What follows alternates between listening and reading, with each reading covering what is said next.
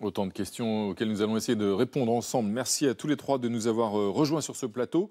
Philippe Besset, bonsoir. Vous êtes président de la Fédération des pharmaciens d'officine. Selon vous, les pharmaciens sont obligés de jongler aujourd'hui pour pouvoir répondre aux besoins des patients. Dites-vous, il faut encourager la prise de médicaments uniquement quand c'est nécessaire. À vos côtés, bonsoir Laurence Cohen. Vous êtes ancienne sénatrice communiste. Vous avez été rapporteur de la commission d'enquête sur la pénurie de médicaments, dont le travail a été publié cet été. D'ailleurs, vous ne vous déplacez jamais sans votre rapport. Voilà. Et selon vous, Laurence Cohen, les pénuries sont le résultat d'une délocalisation massive de la production depuis une trentaine d'années.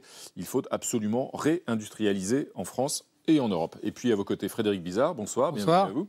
Économiste, président de l'Institut Santé, un organisme de recherche dédié à la refondation du système de santé. Selon vous, Frédéric Bizard, si on veut éviter de rationner les médicaments, il faut responsabiliser financièrement les patients.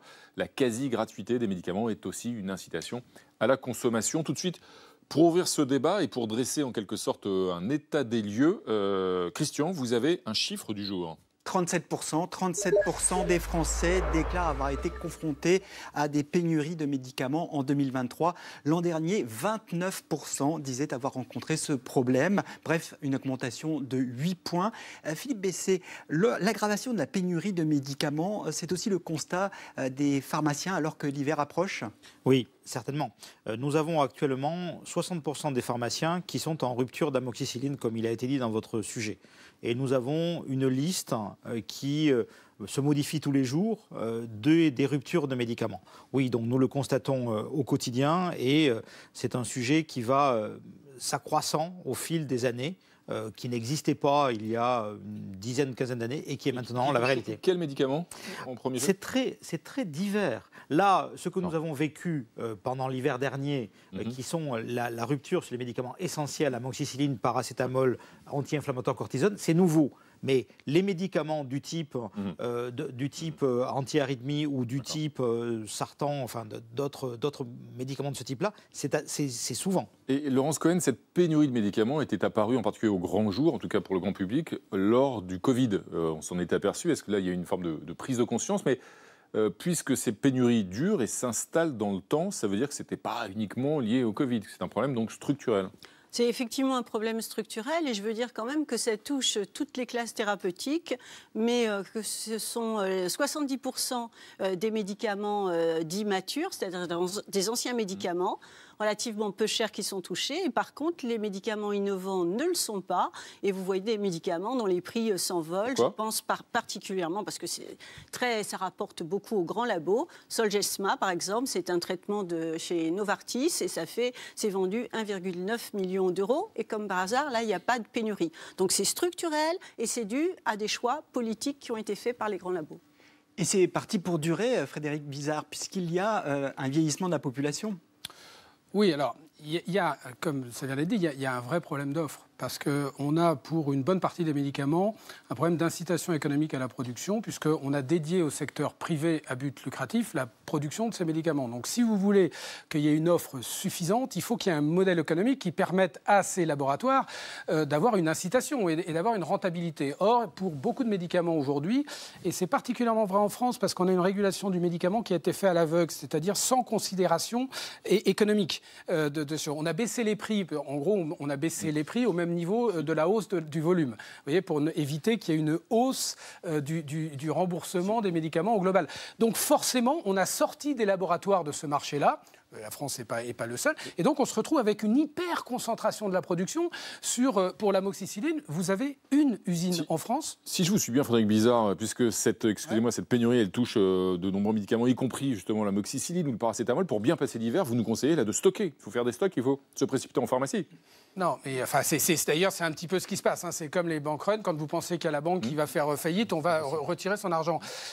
Mais ça serait la pire des choses. Vous savez que non, mais ce que vous dites est intéressant. Juste un point, il y a un pharmacien qui est là, c'est que c'est un des problèmes en France, c'est-à-dire que les pharmacies ont tendance à stocker. On sait qu'il y a à peu près 12% des pharmacies, si on prend l'amoxicilline, qui stockent 50% du stock d'amoxicilline. Donc c'est vrai que les pharmaciens ont tendance, pour éviter d'être en pénurie, de surstocker. Voilà, c'est de votre faute. Confirmé. C'est de votre faute, Philippe Besset. Est-ce que vous avez vu mon nom des sources ? Vous avez vu le système de oui. rupture de l'eau. On a un lac. Donc là, vous parlez du film de Claude Berrier, inspiré évidemment du livre de Marcel Pagnol. Tout à fait. On a le lac supérieur. Imaginez que ce lac supérieur est la source mère et que c'est donc l'Asie. Imaginez qu'un jour, il y ait une rupture d'approvisionnement ou qu'il y ait moins d'approvisionnement qui arrive dans le système de cuve intermédiaire.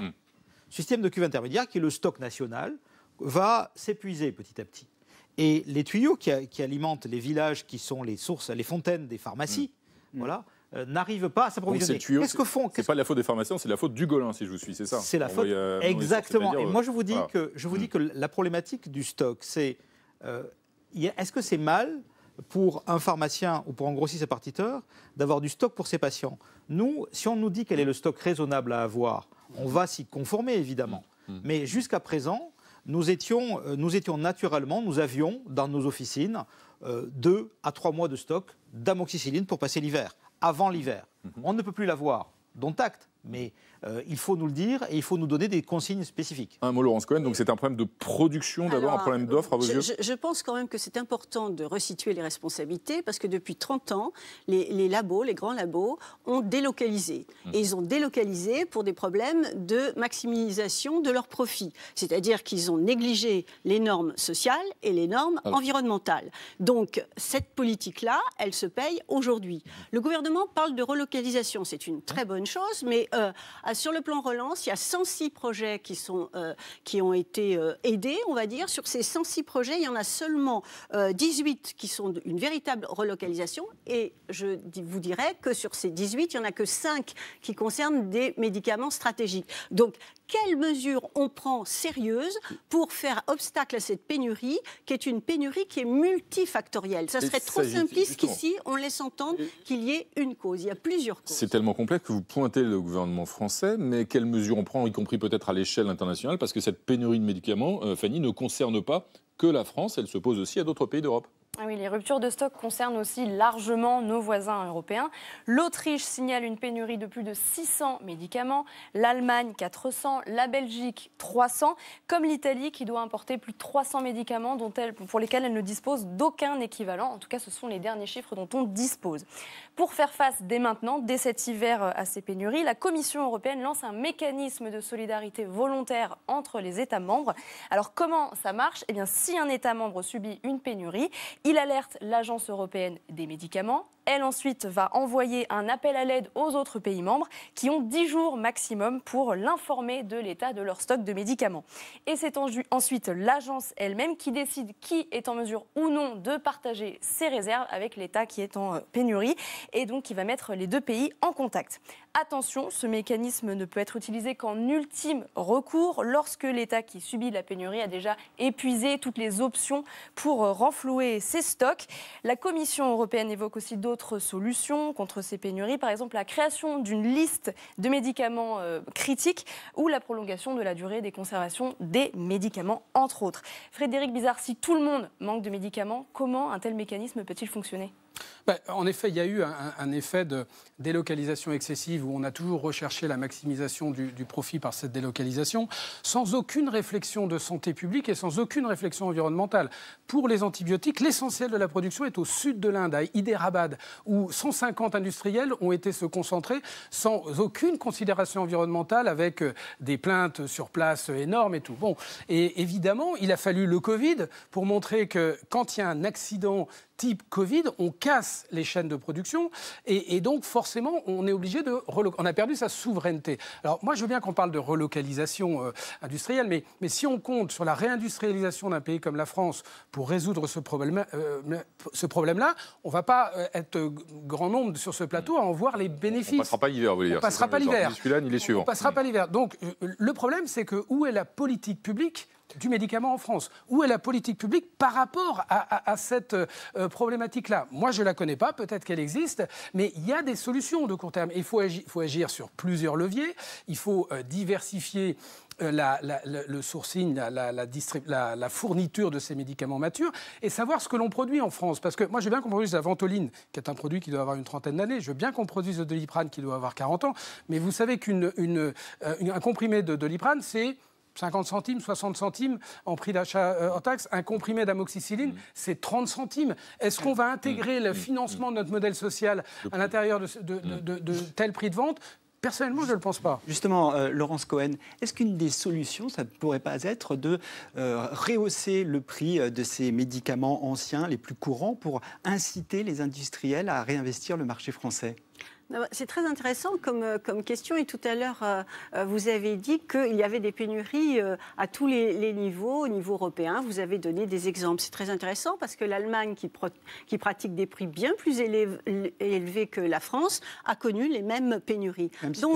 Donc, en fait, il faut bien réfléchir. C'est-à-dire que si on augmente un certain nombre de médicaments, il faut qu'il y ait des contreparties. Les contreparties, c'est de fournir, de s'engager à fournir les médicaments sur le marché français, sur le marché européen. J'ajouterais quand même un élément extrêmement important, c'est qu'aujourd'hui, vous avez des plans de gestion de pénurie. Ces plans de gestion de pénurie sont très inégaux suivant les laboratoires. Les grands laboratoires ne sont pas les meilleurs élèves et ils ne prévoient pas ce qu'ils peuvent faire en cas de rupture. Donc il faut absolument imposer des conditionnalités. Aujourd'hui, il n'y a aucune conditionnalité qui sont infligées aux grands labos et je dirais qu'il faut faire une différence entre les grands labos style Sanofi, etc., qui sont cotés en bourse, Big Pharma, et les petits labos qui ont une toute autre politique. IBC, c'est ça, donnant-donnant, en quelque sorte, imposer des contreparties au laboratoire, ou est-ce qu'il faut aussi inciter davantage peut-être à une production publique, c'est-à-dire mettre davantage de fonds publics, justement, plutôt que de miser sur le laboratoire privé, ou est-ce que les deux doivent aller de pair ? J'ai un peu de mal à croire que la production publique va permettre d'améliorer le système, mais il faut, c'est certain, donner des conditions aux laboratoires pour qu'ils garantissent l'approvisionnement. C'est aussi le sens de ce que la Commission de Bruxelles a dit hier. C'est-à-dire qu'en fait, on va autoriser les États et on va demander aux États de changer les politiques publiques d'achat en disant on accepte de donner un certain tarif à condition que vous vous engagiez à stocker. Ce qu'on a fait en France, ce que le gouvernement a fait en France cet automne, c'est de dire OK, on vous donne quelques dizaines de centimes de plus pour l'amoxicilline à condition que vous garantissiez les stocks. Tous les fabricants n'ont pas accepté. En fait, il y a des fabricants qui ont accepté et d'autres fabricants qui ont dit non mais nous on refuse l'augmentation parce qu'on n'est pas capable de garantir les stocks. Laurence Cohen, faut-il une production publique des médicaments essentiels selon vous ? Écoutez, oui, c'est ce que donne le rapport et on a un très bel exemple pendant la Covid de la mobilisation des établissements pharmaceutiques hospitaliers, notamment de la PHP avec la GEPS, en lien avec des pharmacies hospitalières et d'officines qui ont réussi justement à pallier les pénuries, notamment au niveau de tout ce qui était... Comment on finance cette production avec des fonds publics ? Où est-ce qu'on va chercher l'argent quand on voit le niveau des déficits publics globalement ? Écoutez, c'est très simple, c'est qu'il y a des aides publiques qui sont distribuées aujourd'hui aux grands labos. Je vais vous donner un exemple. 710 millions sont distribués au crédit impôt recherche sans aucune conditionnalité. C'est le deuxième secteur qui en bénéficie le plus et lors de nos auditions, ces grands labos ont dit que c'était effectivement très attractif. Donc il faut des aides publiques, mais il faut aussi que ces aides publiques soient conditionnelles, avec des conditions et qu'on s'appuie aussi sur le savoir-faire des pharmaciens qui, c'est pas parce que c'est mon voisin, mais qui ont joué un rôle... Quand même. Non, parce que je ne suis pas d'accord, mais qui ont joué un rôle majeur pendant le Covid. Si on vous suit bien, il y a un problème d'offre, un problème de production, quels que soient les modes utilisés, c'est-à-dire miser sur les laboratoires privés, miser sur les productions publiques, et puis évidemment relocaliser. Mais est-ce qu'il n'y a pas aussi un problème de demande? Est-ce que si on produit davantage de médicaments, ça ne va pas inciter les Français à en consommer encore plus, alors que selon certains, c'est justement aussi la faiblesse du prix qui incite les Français à en consommer peut-être trop? Oui, du point de vue gouvernemental, c'est très clair. Les Français dépensent beaucoup trop, consomment beaucoup trop. C'est ce que laissait clairement entendre le ministre de l'Économie et des Finances, Bruno Le Maire, en juin dernier. La gratuité ou la quasi-gratuité peuvent conduire à déresponsabiliser le patient et expliquent notamment que l'achat de médicaments soit encore si élevé en France. Cela ne freine pas non plus les prescriptions médicales. Je rappelle que chaque médecin généraliste prescrit en moyenne l'équivalent de 730 000 € par an, c'est-à-dire 450 € par patient. Frédéric Bizard, Bruno Le Maire a raison, on consomme trop, et non pas qu'on dépense trop, mais qu'on consomme trop. Non, mais on dépense mal. Ça, c'est toujours. Il y a toujours un problème à la fois de pertinence de la prescription et de justesse de la consommation des Français. C'est vrai dans tous les pays. Donc ça se régule. La France est un pays qui a un modèle qui est extrêmement solidaire. C'est-à-dire qu'il ne laisse personne sur le bord de la route, mais surtout qui veut une égalité de qualité pour l'ensemble des Français. Ce qui n'est pas le cas, par exemple, du modèle anglais ou du modèle. Comment on fait ? C'est pas la santé gratuite pour faire ça. Parce que vous ne pouvez pas avoir de l'argent public qui paye à 100%, même si j'entends que ça pourrait être formidable, mais ça ne fonctionne pas. Donc ça veut dire qu'il faut augmenter ça veut dire que les franchises, par exemple ? Dans des cas, non, mais là, il y a une énorme incohérence chez le gouvernement, parce qu'on a fait le reste à charge zéro pour les lunettes, pour les prothèses dentaires, pour l'audioprothèse, qui existe dans aucun pays à part la Russie et peut-être Cuba. C'est-à-dire que bien sûr qu'on fait payer à une majorité des citoyens ce type de soins courants. En revanche, on ne fait pas payer, par exemple, la consommation de soins d'affection de longue durée. Lorsque vous avez une affection de longue durée des 13 millions de Français, il y a ce fameux 100% de remboursement. Et là, le gouvernement, ce n'est pas le premier, puisque c'était le gouvernement Sarkozy qui avait mis en place des franchises. Ça paraît rien comme ça, c'est 50 centimes. Mais qui ça pénalise ? La classe moyenne ? Les malades de la classe moyenne. Donc là, il y a une forme d'incohérence dans cette politique-là et une forme d'injustice sociale parce qu'on fait peser cet effort sur les malades de la classe moyenne, ce qui est tout à fait contestable. Laurence Cohen, augmenter le reste à charge du patient, j'allais presque dire du consommateur, qu'est-ce que vous en pensez ? Écoutez, moi je pense que c'est une fausse bonne idée parce que ça pénalise effectivement les patients et quand vous regardez le nombre de patients qui aujourd'hui renoncent à se soigner, c'est considérable. Donc je pense qu'il faut une éducation à la santé qui soit menée effectivement avec les patients, les médecins, les pharmaciens. Ça c'est quelque chose de très important, mais il ne faut pas mélanger les choses. C'est-à-dire qu'il faut favoriser pour une cinquantaine de médicaments, une production publique qui s'adosse aux établissements pharmaceutiques hospitaliers.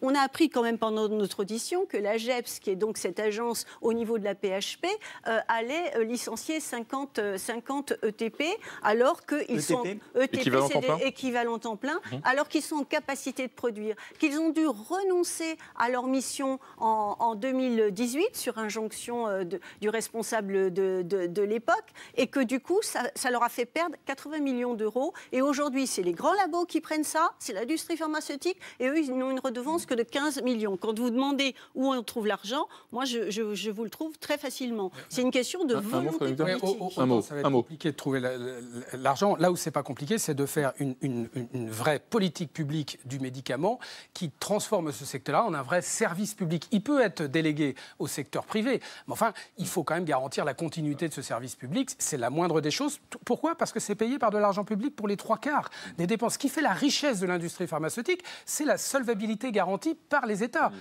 Donc il y a une contrepartie à ça. Est-ce qu'il faudrait limiter, voire interdire certaines prescriptions ? Alors, c'est certain que le bon usage du médicament est un enjeu. Je ne vais pas me lancer dans les problématiques économiques qui ont été traitées, mais je vais parler de pertinence. Et on a deux enjeux majeurs pour limiter la consommation de médicaments. Le premier, c'est la prévention. Et là, on a un exemple frappant. Quand on portait les masques, je ne dis pas qu'il faut continuer à les porter tout le temps, mais quand on est malade, il faut les porter, c'est certain. Et quand on portait les masques, on ne consommait pas d'antibiotiques. Là où on a consommé, les années où on a consommé le moins d'antibiotiques, où il n'y avait pas d'épidémie, c'est les années Covid. On n'a pas eu de bronchiolite, on n'a pas eu de grippe, on n'a pas eu de... Est-ce qu'en attendant le retour d'une nouvelle vague du Covid qui nous obligerait à porter le masque, si je me suis bien, est-ce que par exemple la prescription à l'unité des antibiotiques, comme c'est envisagé dans le PLFSS, si je ne me trompe pas, est-ce que ça c'est une bonne piste ? Est-ce qu'il faut aller dans ce sens-là ? Ça, non, mais non, pourquoi ? Non, parce que la plupart des antibiotiques qui nous ont manqué l'hiver dernier, ce sont des sirops. C'est-à-dire un seul flacon d'antibiotiques qu'on donnait à la cuillère. Donc on ne peut pas donner moins qu'une unité. Les autres médicaments qui nous ont manqué sont conditionnés en boîte de 6 ou en boîte de 8, c'est-à-dire en tout petit conditionnement. En revanche, ce que je dis moi, c'est qu'il ne faut pas les donner du tout. Dans certains cas. C'est-à-dire pas Parce que les médecins ont tendance à trop en donner aussi. On a tendance en France à considérer qu'un bon médecin, c'est un médecin qui fait beaucoup de prescriptions. Non mais franchement, cette histoire d'antibiotiques, on ne doit pas donner des antibiotiques pour quelque chose qui est viral, pour une affection virale. Il faut qu'on fasse des tests. Il faut systématiser, on l'a fait en Hollande, il faut systématiser le fait de faire un test pour l'angine notamment, pour savoir si c'est une bactérie ou un virus. Et il ne faut pas donner d'antibiotiques. Vous évoquiez à l'instant les boîtes de médicaments, vous les avez évoquées. Les boîtes de médicaments, encore faut-il les utiliser. Que faire précisément de nos médicaments non utilisés? Notre archive du jour nous ramène une vingtaine d'années en arrière lorsqu'une campagne nous incitait à les rapporter à la pharmacie. Dans cette petite pharmacie de Mandelieu, près de Cannes, adhérente de l'association Pharmaciens sans frontières, on récupère les médicaments périmés ou inutilisés. Petit à petit, les clients ont acquis le réflexe de revenir dans les officines pour déposer leurs paquets. Chaque année, 20% de clients en plus jouent la carte du recyclage des médicaments. Et on a des médicaments qui restent et on ne sait pas trop quoi en faire. Il y en a beaucoup. Bon, il y en a pas mal. Ici, l'année dernière, on a récupéré 3 tonnes de comprimés, sirops ou compresses qui sont d'abord triés, puis recyclés. En 1999, 830 tonnes de médicaments non périmés, comme l'aspirine, le paracétamol ou les antibiotiques, ont été distribués dans le monde à des fins humanitaires. Le reste a été incinéré avec les emballages. Vider son placard et retourner cette manne aux pharmaciens, ça pourrait être une piste. Qu'est-ce que vous en pensez, Laurence Cohen? Bon, c'est une chose qu'on peut développer, mais le fond du problème, c'est est-ce qu'on considère que le médicament est une marchandise ou est-ce qu'on considère que le médicament est un bien commun? Et donc, il faut l'extraire du marché et faire que ce soit une responsabilité de santé publique. En tout cas, nous avons pensé que c'était bien qu'il y ait un secrétariat général aux médicaments qui soit sous la tutelle du Premier ou de la Première ministre. Philippe Besset, pour que la santé... on vous en rapporte des boîtes de médicaments non utilisées? Excusez-moi, c'est juste pour conclure sur cette question. Oui, et c'est bien, vous le souhaitez? Oui, on nous en rapporte. Il faut les. Là, pour l'instant, qui se développe. Pour l'instant, ils sont détruits. Ce qui est dit dans votre reportage, malheureusement, a été une catastrophe parce qu'en fait, on a envoyé ces médicaments dans les pays africains, voire dans les Balkans, et ils étaient en français, malheureusement. Donc, les gens là-bas ne savaient pas ce que c'était, n'avaient pas du tout la notion de à quoi servait le médicament. En revanche, il y a un rapport dans Chargé Produit qui préconise de réutiliser nous-mêmes, en France, les médicaments qu'on nous rapporte. Voilà, donc il y a une manne, en tout cas. Merci à tous les trois. Ce sera le mot de la fin pour ce soir, en tout cas. Merci à tous les trois d'être venus débattre autour de notre question du jour. Y a-t-il un remède miracle contre les pénuries de médicaments?